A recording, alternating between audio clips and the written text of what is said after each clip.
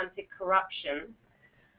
We'll then wrap that up with the proposal for collaboration from the chair of the advisory group, Mr. Mats Ödlesen, and which will be followed then by a Q&A and discussion. Of course, there'll be opportunity along the way as well to ask any questions as well. So with that, I would like to introduce you to Jonas Turtle to provide us with the introduction to PRIME. Yes, hello everybody. Anita, you can hear me right now? Yes, we can hear you. Great. So thank you very much for the introduction, and I can indeed confirm here where I am in Paris, it is sunny. And indeed, thank you to you, Anita and Matt, and to the people of the UN Global Compact Supply Chain Sustainability Working Group for helping us to organize this call. We really look forward to your inspirations and your ideas, and my job just now for 2 or 3 minutes is to introduce everybody to the PRIME initiative, which is an initiative by and of the UN Global Compact to engage business schools around the topics of sustainability and corporate responsibility. And I won't be long, and then I will pass it on back to you, Anita, and I'm also looking forward very much to the Q&A part, because one of the objectives is, of course, to hear from everybody who is currently connected to this webinar, who are primarily faculty members from many business schools we work with through the PRIME network. So let me just briefly outline what PRIME is. So as you see here on the slide, the UN Global Compact in 2007 started this initiative with the objectives to encourage management school education providers, so primarily business schools, management schools, or departments of management and university all across the world, to change curriculum and research based on the UN Global Compact's principles. It has by now become one of the the leading global platforms for dialogue and collaborative learning on responsible management. And actually, here in Paris, where I am right now, I'm together with a lot of people who are associated with a partner network. So this is actually, there are lots of activities happening right now across the world on this topic. At the basis of PRIME are 6 principles, which are inspired by internationally accepted values, such as the UN Global Compact's 10 principles, and they try to seek to establish a process of continuous improvement among business schools. So we have a similar approach as Global Compact. We invite business schools to sign up to the 6 principles of PRIME and then engage with them in the time to come. There is a reporting requirement for participating business schools and management schools. These reports, we call them sharing information on progress reports, are mandatory and are coming in every 2 years. So this is an increasing and very rich also set of data that we are receiving and that everybody can actually access as to what business schools are doing in terms of addressing sustainable development and corporate responsibility. We have currently close to 500 signatories in over 80 countries. And one last point I wanted to mention, which is very exciting to us, is that last year at the Rio Plus 20 event, we launched 2 new engagement mechanisms, and this is PRIME regional chapters. So in a way, we are following Global Compact as to encourage signatories of PRIME to come together also on a regional level. And we have seen now over 6 to 7 regions around the world that have formed PRIME regional chapters. And also we are in the midst of launching a PRIME Champions group where we want to explore some of the challenges that are still out there in order to address responsible management education. And we want to make more progress with a dedicated group, a small group of PRIME Champion schools. So that's on the initiative as a whole, and I would like to just go to the next slide very quickly. So just to briefly talk about what we have done on issue areas, and then I'll pass it on back to you, Anita. We have in the past, over the last 3 years, have developed 3 working groups on the topics of, or faculty working groups within the Prime community on 3 topics, and you see them listed out here. One on anti-corruption, where there is now an MBA kind of toolkit of how to teach anti-corruption in an MBA. Another one on poverty as a challenge to management education, with a number of resources now provided. And last but not least, so far, we have also worked in group on gender equality that has developed a repository which is accessible online, where one can find teaching material on how to address gender and gender issues in a business school curriculum. So this might also serve a little bit as an inspiration as to what we can do with regards to the supply chain issue, of how to basically translate the rich kind of findings you might have from the Global Compact's working group, and how we can translate that into something meaningful for business schools through a work stream or a working group. With that, I would like to then go to the next slide and pass it back to you, Anita, and I'm really looking forward to everybody's comments during this webinar. Thank you very much, Jonas.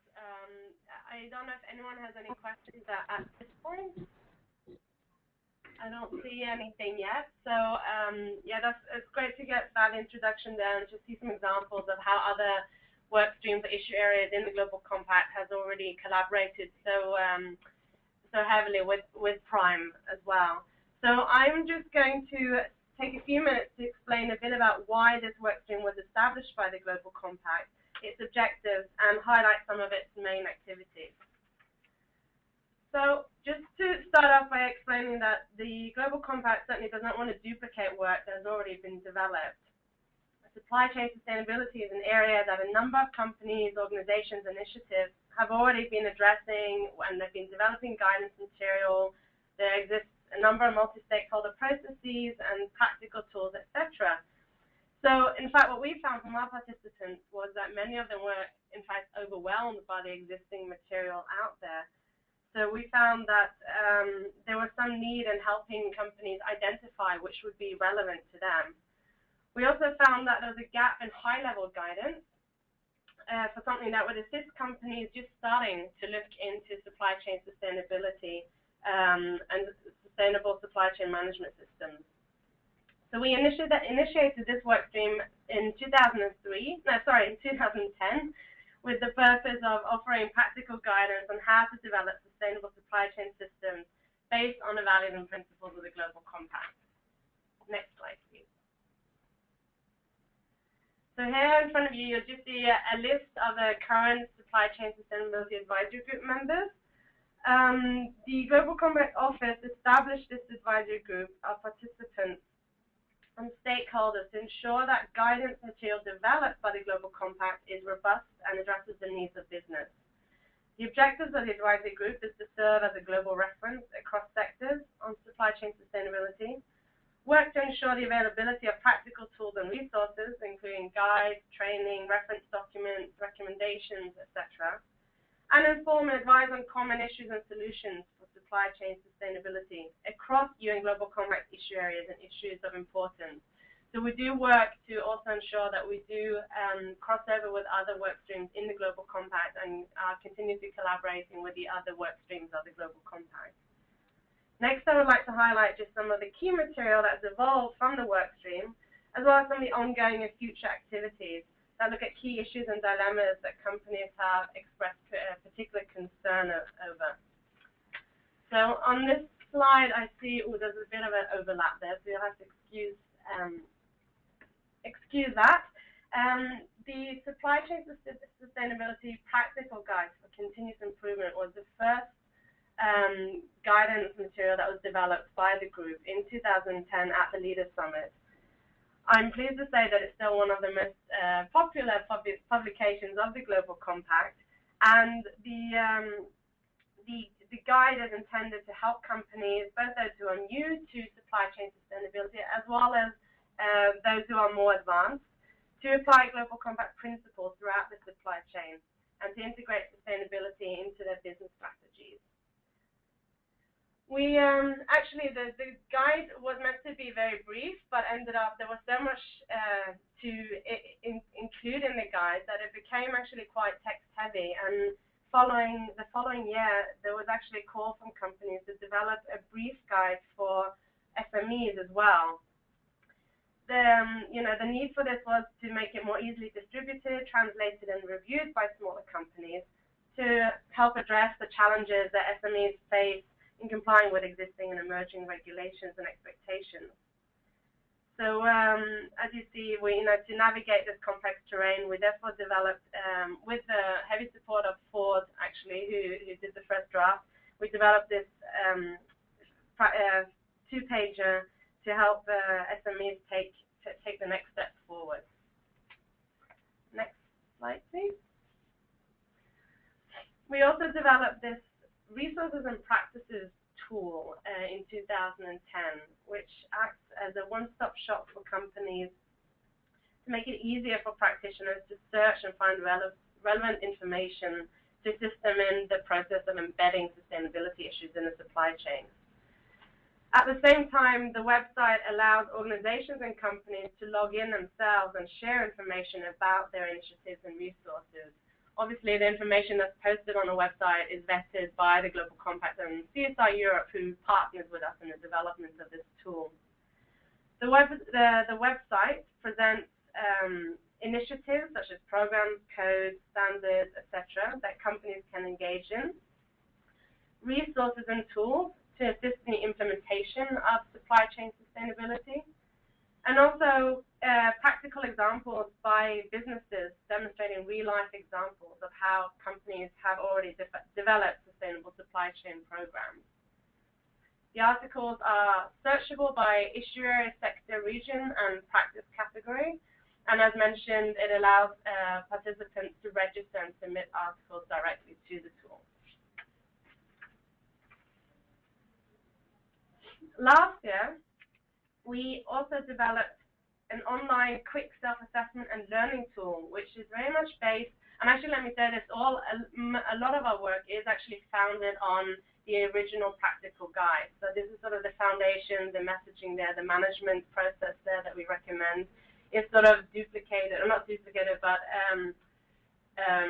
re-expressed in other materials. So just trying to create a more interactive way of going through the practical guide and to help companies assess where they themselves are and also how they, what next steps they should take to further improve. We developed this quick self-assessment and learning tool. So the objectives of the tool, it allows companies to understand key concepts related to supply chain sustainability. It allows companies to focus attention on approaches and tools for managing supply chain sustainability. And it actually also provides feedback to companies on what they're doing and how can they improve. It provides a scorecard for companies, allowing them to benchmark themselves against other companies in the same sector or region as well. In addition, it also references on each section of the tool itself. It provides links to other tools and material that exist out there to help companies guide them further in advancing in those particular issue areas. In addition, we've got a series of other additional work streams going on. One of our main objectives is to promote good practices, and to support this, we've had a webinar series over the past year covering issues such as sub-tier supplier monitoring, migrant workers in the supply chain, children's rights, human rights grievance mechanisms in the supply chain, and coming up now on the 19th of June, we're going to have a webinar on occupational health and safety. These webinars allow for, we invite experts and companies to talk a bit about the issue and highlight not just the good practices, but also to highlight some of the dilemmas that companies are facing, providing a platform for companies to get together to explore, what they can do. We've also collaborated with the Human Rights Working Group on their Good Practice Note Forum on a couple of good practice notes in the past, and we're currently working with them on developing one on mainstreaming human rights in the supply chain, which we're hoping to finalize by the end of the summer. A a couple of months ago, we also did a note on occupational health and safety in collaboration with the ILO IFC initiative, Better Work. This actually was launched just a couple of weeks before the factory collapse in Bangladesh. So so obviously now we're looking also to see what else we can do to raise awareness of how companies can address these issues. We also work to empower our local networks. So we always invite local networks to participate in our in-person meetings. The advisory group members always want to learn from the local networks and what they're doing. I'm very happy to see that quite a few of them already have taken on supply chain sustainability as their own agenda, with a number of them developing their own working groups on this and looking at specific challenges that are, relevant to their region. We also have the issue-specific activities that I mentioned, and I won't say much on this because we have our colleagues from the advisory group, Peter Perot from Infosys and Cecilia Helflet from Telenor, that will talk a bit more about how they've been engaging on these. So with that, perhaps before we move on to Peter, maybe we can see if anyone has any questions.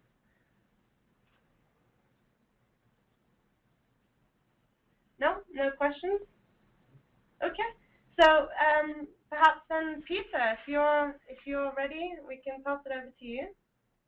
Sure. Thank you very much. Hello, everybody. My name is Peter Peralt. I am a lead consultant with Infosys Limited, part of our sustainability group, and want to chat just a bit about the Traceability Task Force.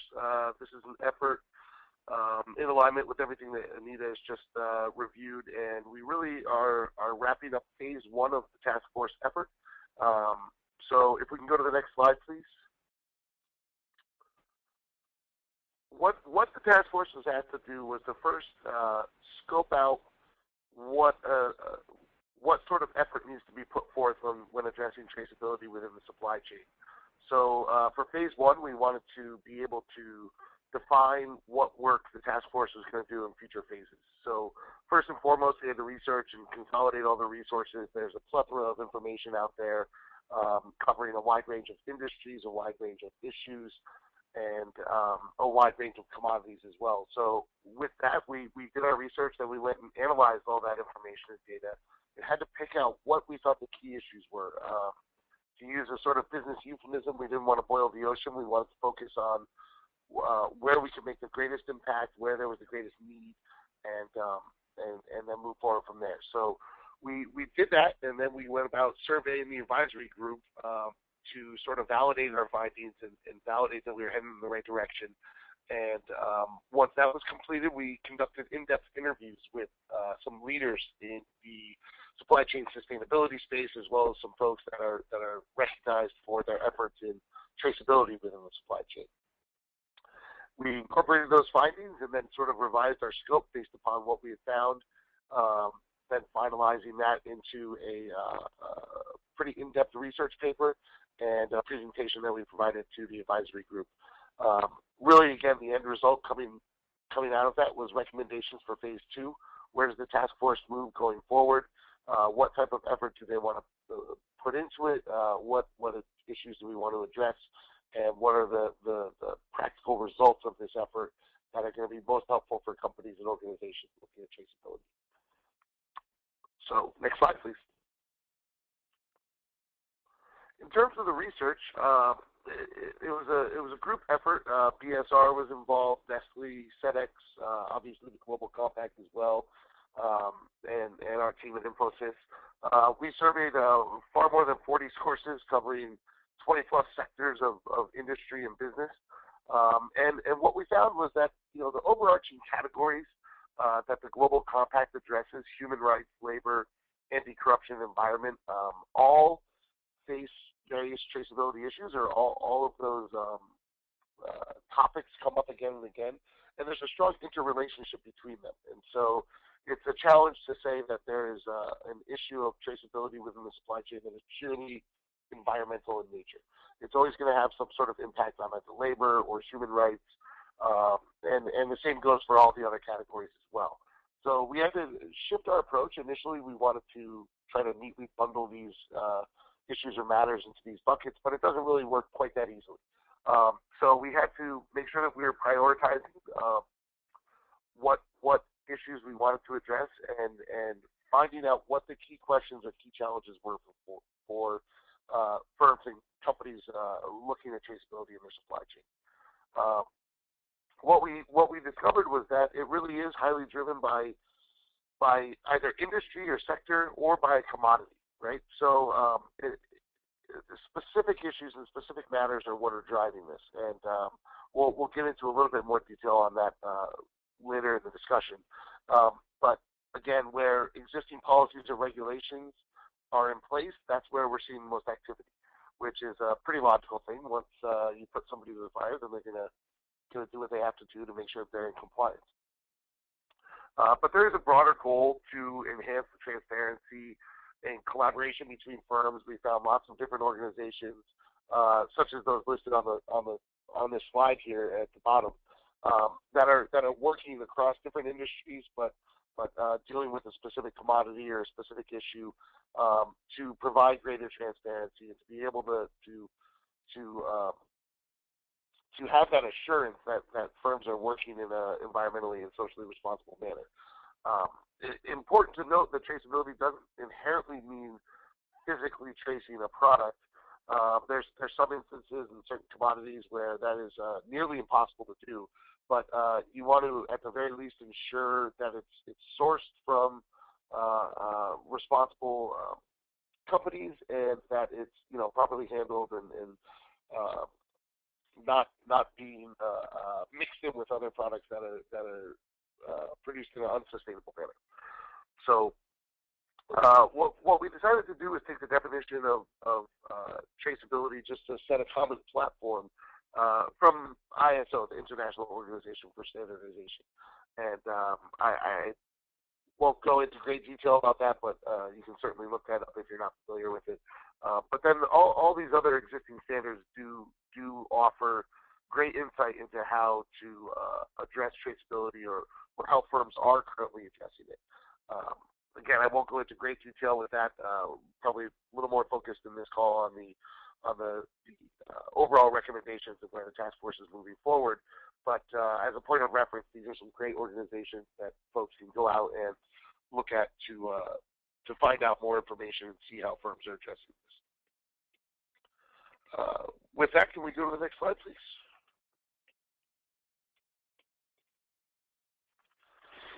Thank you. So, as you recall, we wanted to survey the advisory group and make sure that we were headed in the right direction with what our research findings were.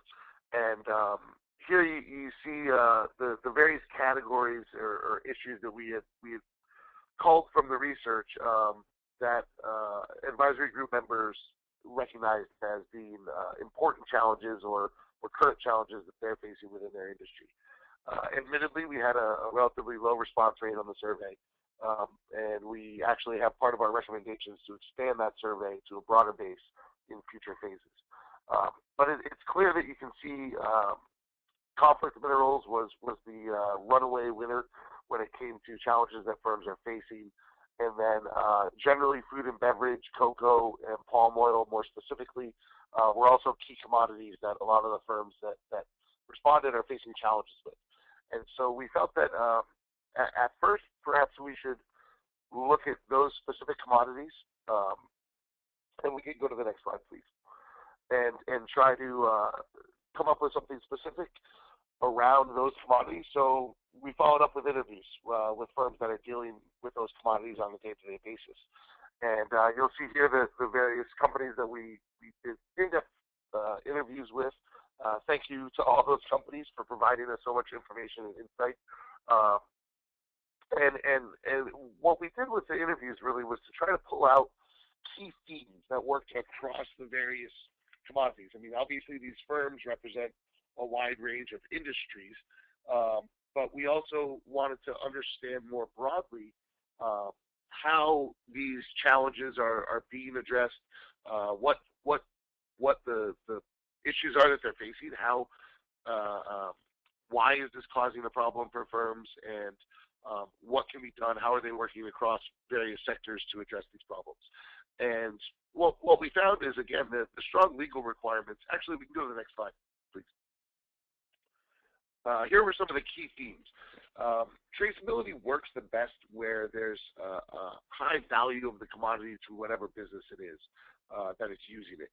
So if it's a core part of your business, the example of IKEA and wood here, then you're going to do something about it. It's going to matter to you. You're going to make an effort to really find out what's going on with your supply chain, get a good handle on it, and make sure that you're able to trace that product back to its source if and when there's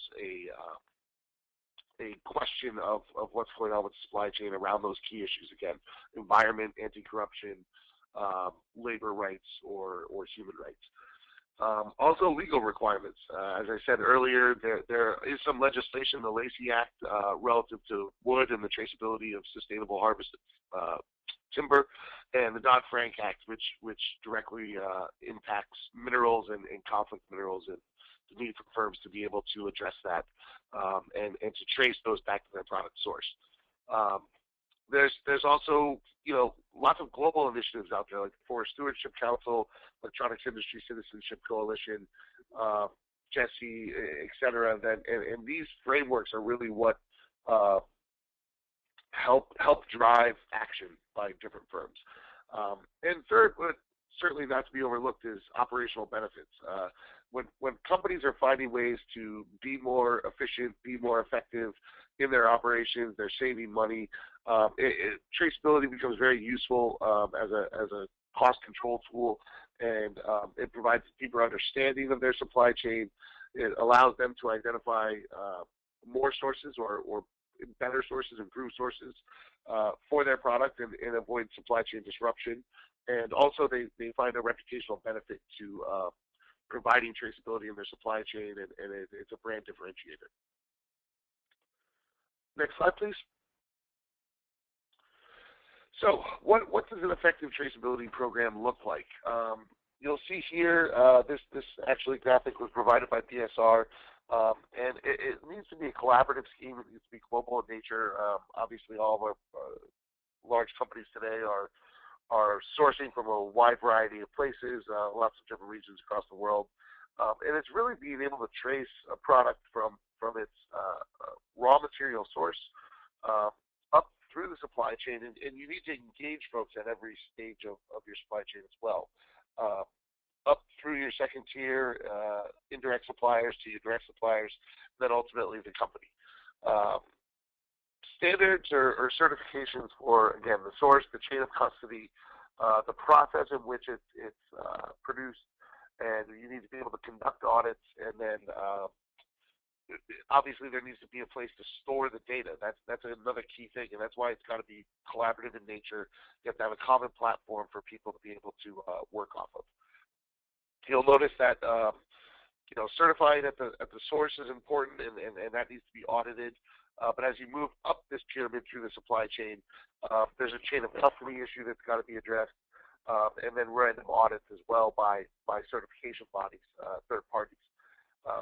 Last but not least, the brand or company that's ultimately putting this material into their product needs a strong internal policy, and they have to make sure that their suppliers adhere to that policy. It requires top-down support. You've got to have an integrated procurement process where you can collect all this data, store it, and audit it, and obviously you have to have dedicated resources as well. With that, let's move forward to the recommendations. Next slide, please. Well, what we decided was to develop a three-part guide. First, we felt that firms needed a diagnostic tool to understand what their organization is trying to achieve and what are the needs of their stakeholders that they're trying to meet. After that, you can assess your options and see what's available and determine whether or not traceability is the appropriate strategy. And last but not least, then what are resources available and what's some practical guidance around putting the traceability program in place. And so that's really what we're recommending for the next phase of the Traceability Task Force, to develop this tool and conduct more in-depth interviews to really make sure that we're meeting the needs of the business. I know we're running a little short on time, so with that I can wrap up and perhaps we save any questions for the Q&A session. Great, thank you very much, Peter. So perhaps with that, we'll pass it over to Cecilia from Telenor to outline a bit on the activities of the task force on Thank you, Anita. If we take to the next slide. First of all, I want to support what Anita said earlier about this work for the companies in Global Compact is very, very useful. We see this as a good way of cooperating across other branches and together with other companies, and we share best practice through this work, both the task force that are set up ad hoc on an ad hoc basis and the regulatory work in the advisory group. It's also very useful for networking, and it's especially useful when we develop new tools and guiding documents, and we can contribute to this, so we know exactly what we need to use in a day-to-day basis. So we just want to underline that this work in Global Compact is important for us, and that we make use of the tools and guiding documents that we produce. And it's very good when we are engaged in these processes, because then we can sort of pinpoint out exactly what is needed in the day-to-day work in the private sector. So if we change to the next slide, Telenor has had the opportunity to share a task force last year and about anti-corruption in supply chain. We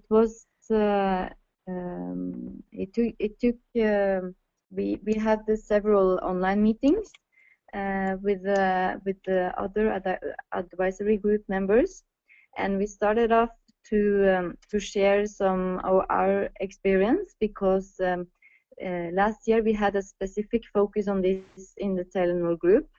We had some sort of formal framework already in place, but we wanted to implement it and have a special focus on it.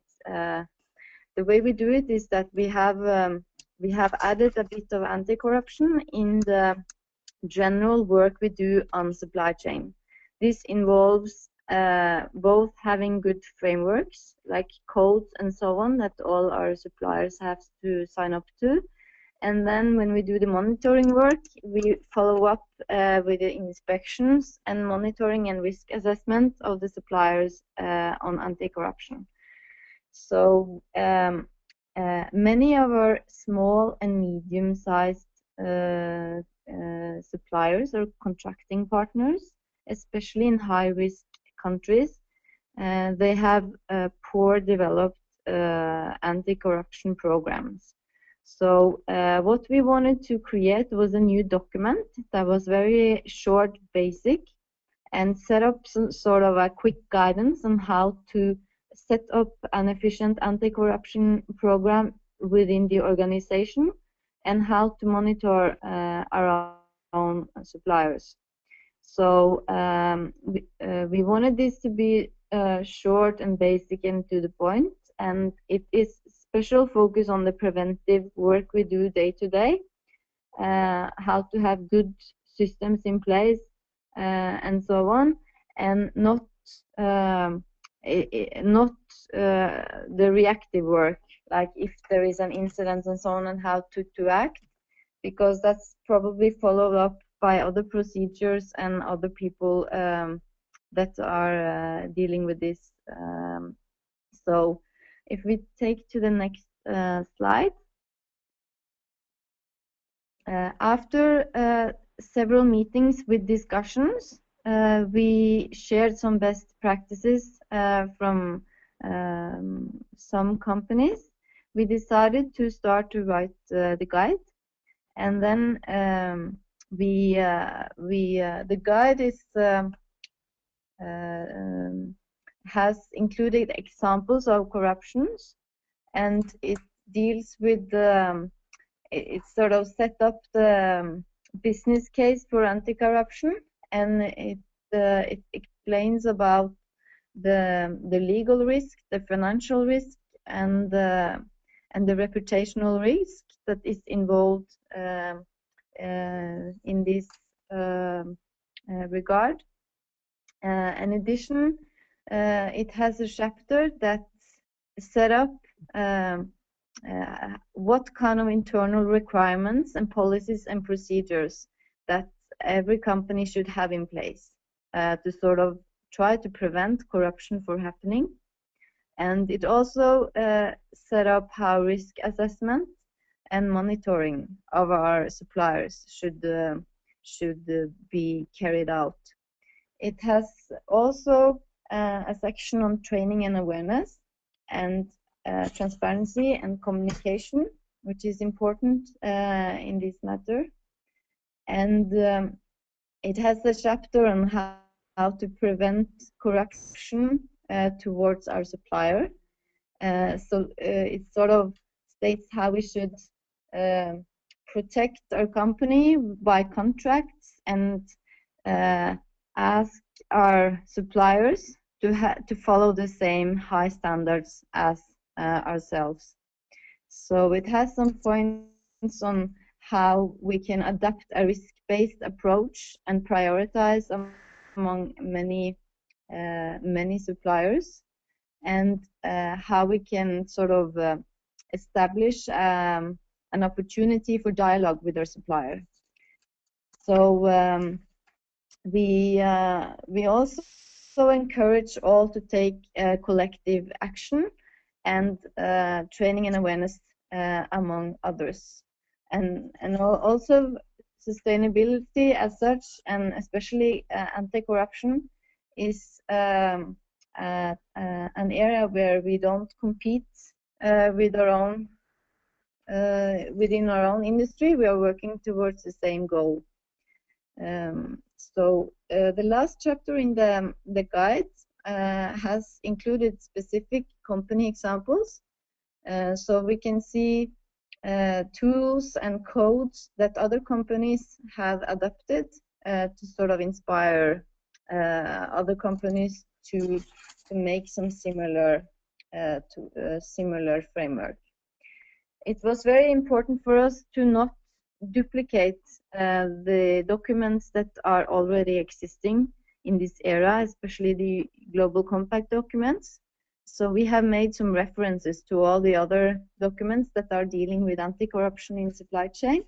But what was our need for a new document was to sort of make a quick guide, and very simple and basic and quite short.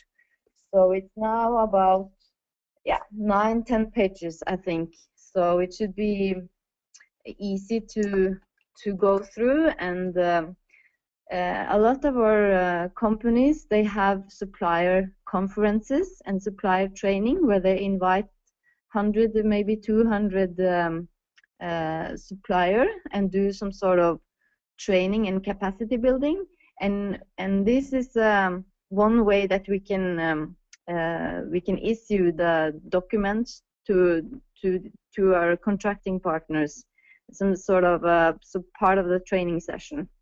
So we are looking forward to get the document finalized, and we want to thank Global Compact for the very efficient work on this.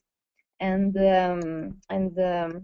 what we did last week was that we provided the advisory group with a draft guide. So we open up for comments from all the other members.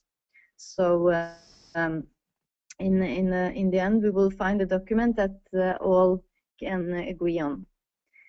So if we, I think this is what I wanted to say today. If you have questions, I'm happy to take this also in the Q&A session. Thank you. Thank you so much, Cecilia. That's very helpful. I now also have the pleasure to introduce everyone to the chair of the advisory group, who is also a special advisor to the Global Compact and former board member of the Global Compact, Mr. Mats Övlesen. Thank you very much, Anita. I hope that you can hear me. I'm having some problems with my connection to this conference call, but please alert me if you're having troubles hearing what I'm saying. What we'd like to explore from the advisory group side is really whether there is an opportunity to establish a working group, a prime working group that would work to find out what opportunities there are for really hello. We hear you. We can hear you, Matt. Hello. Matt, we can hear you. Okay, I can hear you again now. In other words, what can we do to incorporate, as it says in the slide, the sustainability agenda in the supply chain management curriculum? Would it be useful to establish a working group that, similar to the ones you have in women's empowerment and the anti-corruption, that would work towards finding out how we could really integrate supply chain sustainability into curriculum? Also, to make certain that we understand at the prime end what the supply chain sustainability impacts and needs are. We could work together with Global Compact participants, with the advisory group participants, and develop case studies, and we could from such discussions also get some input to the Global Compact on where to go in the future on these issues. So it's basically to find out whether the purpose of this discussion is to find out whether we should establish such a collaboration, and perhaps ask our individual officers to start outlining how we could proceed based on the tools you've heard about right now. Hello? Hello? We can still hear you, Matt. Hello? Yes, Matt, we can hear you. Hello?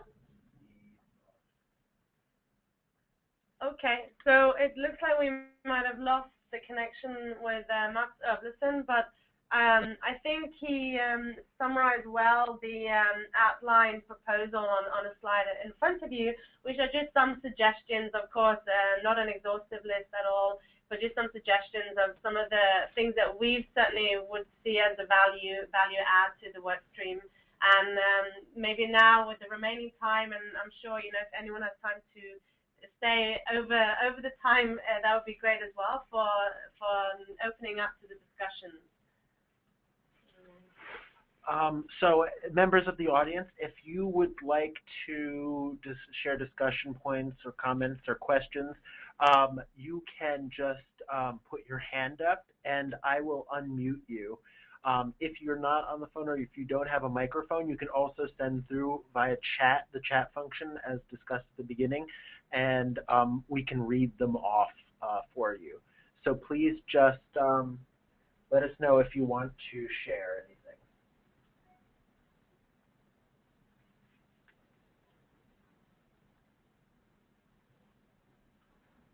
Okay, we have our first question. It's for Anita, and it says, it's Matt. I'm back on. Sorry, I got kicked off again. Oh, thank you, Matt.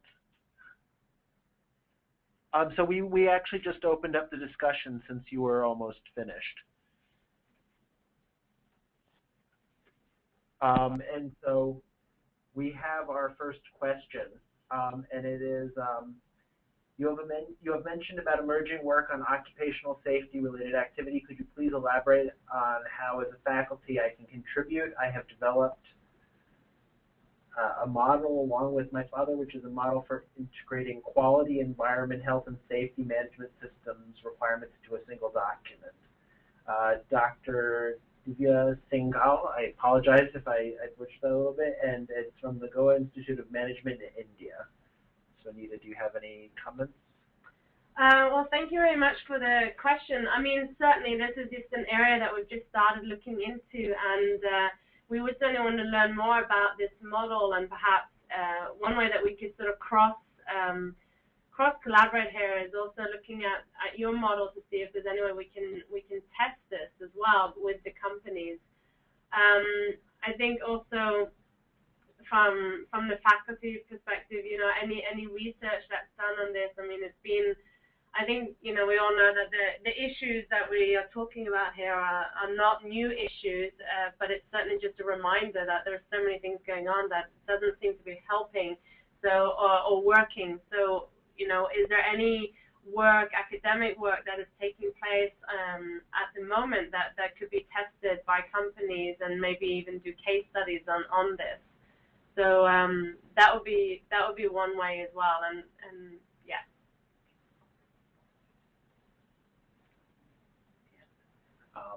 Okay, and then we have people with their hands up. So I'm going to unmute both of you. We have Josetta McLaughlin from Roosevelt. Josetta? Yes, that's correct. I'm finding this extremely interesting and very useful, and first want to say thank you for the extraordinary effort put in by this group to develop these materials. My concern is about faculty members themselves, because research indicates that our colleges and schools of business are not investing funds for training, and I believe that training will be required for faculty members to successfully and effectively teach this topic and incorporate it into their program. So my question is, will this group be able to support efforts to train faculty to handle the topic, because going through other means is quite expensive and faculty are having to pay that out of their own funds? Okay, thank you. I believe Jonas would like to answer that question. Thank you, Josetta.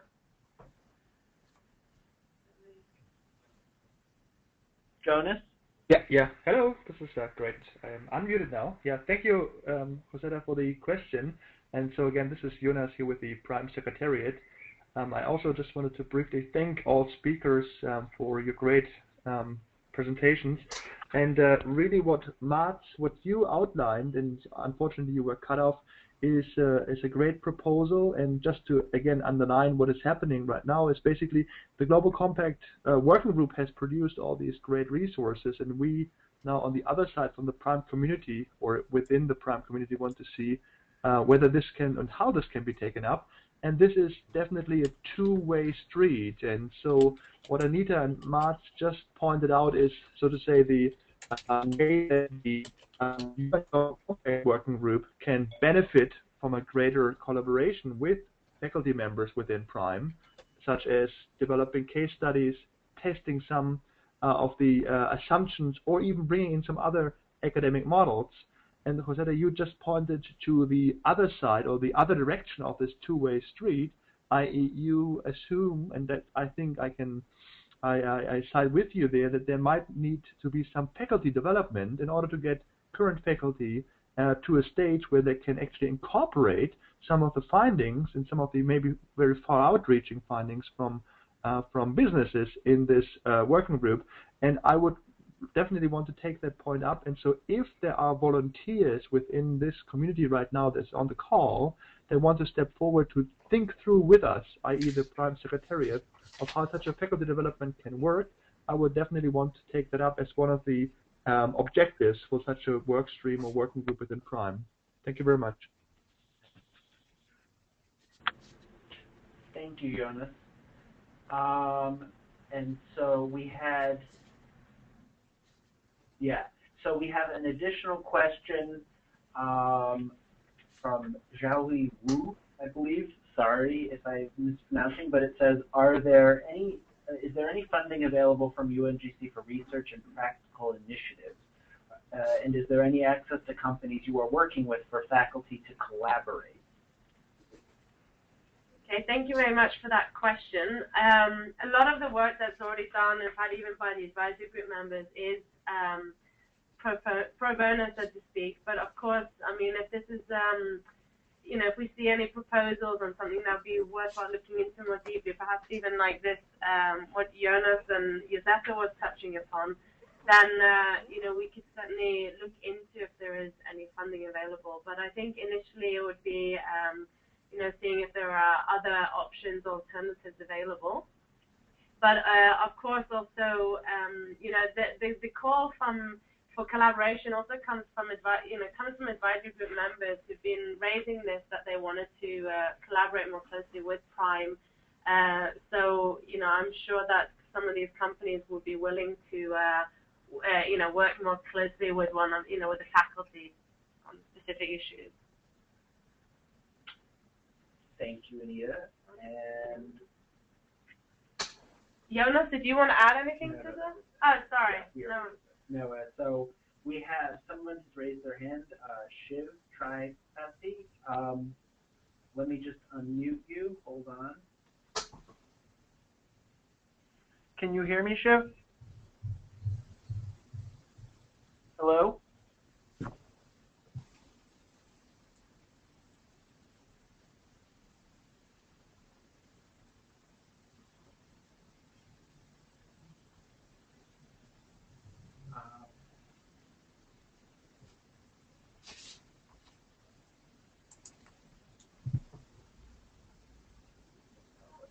Josetta just asked if the PowerPoint will be... Can you hear me?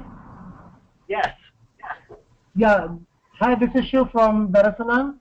We are implementing this PRME anti-corruption toolkit, and also we have designed some of the workshops based on the PRME toolkit.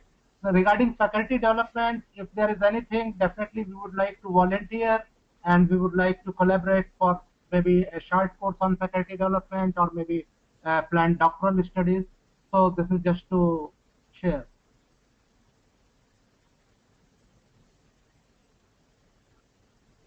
Thank you very much. So you were saying that you could share with us some of the work that you've done in the other working groups?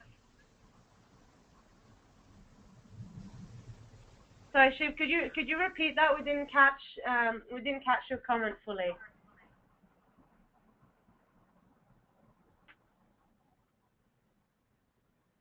Shiv, are you still there? I think, I mean, I still heard him. This is Jonas, and I also, this was Shiv from a Tanzania business school, and we worked quite closely with him, and I understood him saying he volunteered to say that through the anti-corruption working group, he wanted to volunteer at some of the work. Ah, yes, great, thank you. Yeah, that'd be wonderful. So we will connect on that.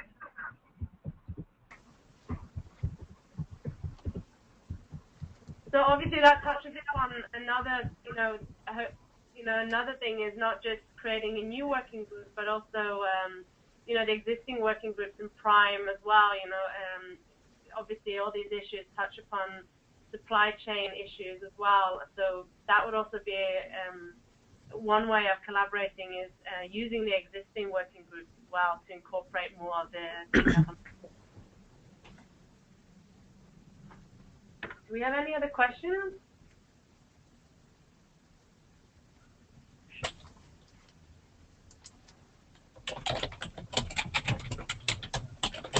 Yeah. So the PowerPoint will be posted online for everyone, so all this information will be available. And of course, we can also, if you have any specific questions to me after this webinar, or to Jonas, obviously we can touch base online later on as well. I don't know if we have any other hands raised or any typed questions.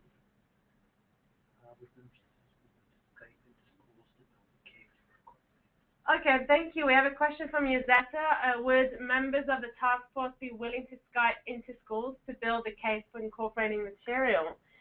So I wouldn't want to respond on behalf of the advisory group of the task force members, but perhaps maybe Cecilia or Peter could respond to that if they're still online. I'm sure they would. Cecilia? Yes, thank you. I want, yes, can you repeat the question, please? So we just had a question about whether members of the task force would be willing to Skype into schools to build a case for incorporating this material. Go to schools to guide. Sorry, Cecilia? I'm not sure if I grasped the question. Was the question if... It's only if you'd be willing to Skype into the schools themselves and have other discussions about this. Sure, we would consider every initiative in this regard. Great, thank you, Cecilia. Yeah, same here. This is Peter. We're more than happy to do so. Excellent.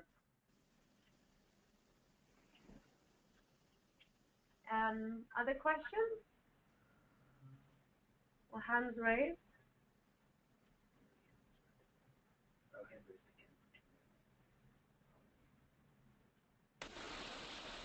Divya, did Hello? you have another question? Yeah, hello. Hello. Yeah, hi. I'm Dr. Divya from India. Hello. Hello. Did you have another question? I saw your hand was raised. Yeah, I just wanted to volunteer on behalf of my institute, especially in the social auditing and also, you know, in faculty development area. And I would be very happy to share that integrated model which I have created along with my father on the quality and environment and safety issues with Anita. I'll be sending an email, detailed email to her. Thank you so much. Thank you, Divya. Thank you. Thank you. Yeah, thank you so much. Okay. Do we have any other suggestions or questions or comments? Jonas, I don't know if you want to say something in terms of, you know, next steps. Do we just touch base by email afterwards? I mean, there's a lot of information here, and obviously we'll share the slides with everyone, and hopefully, you know, all the material should be available on our website as well. So maybe, you know, to have some time to absorb everything and reflect a bit as well. Yeah. Jonas, yeah? Yep. Yeah, thank you, Anita. So again, as you said, I think one takeaway is certainly, I think we wanted to share the information and make the first connection between the work of the companies within the UN Global Compact on supply chain sustainability and PRIME, and that's definitely achieved. So I would propose we'll share the slide sets with everybody on this call, make them also available on the website. And in that email, I would propose to seek feedback from individuals that are currently on the call for the purpose of seeking what next. And we've already heard some great suggestions of what has to happen, both ways of how the academics can contribute to the working group, and how the working group of Global Compact can also help to kickstart some of the faculty development within PRIME business schools. So I think this is a good start, and I would propose we seek further feedback by email and then take a decision of where to go next with that proposed collaboration. So thank you very much for everybody's contribution, and especially for all the co-presenters today. Great, thank you very much for that. And is Mats, okay, Mats is not online. So thank you very much, Jonas, and to everyone else. We really appreciate this. It's been very valuable to us. And thank you to Peter and Cecilia as well for joining this call. If you have any questions, you know, please contact myself, Anita Hausum, or Magdalena.